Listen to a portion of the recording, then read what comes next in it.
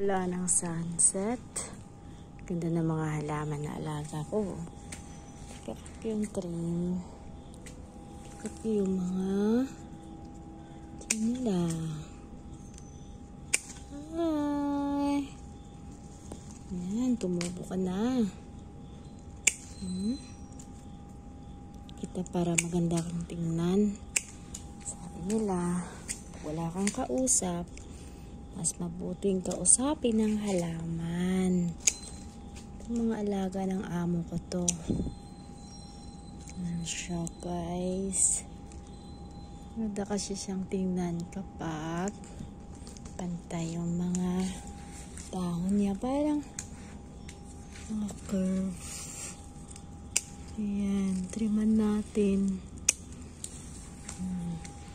Tulad nun, no? Ayan ang sunset.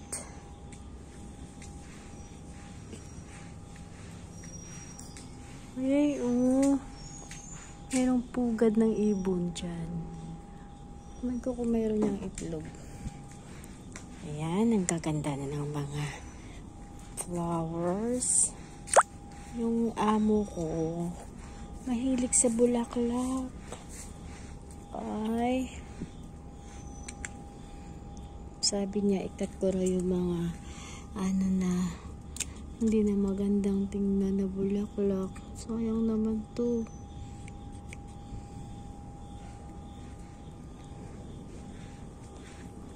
Wow.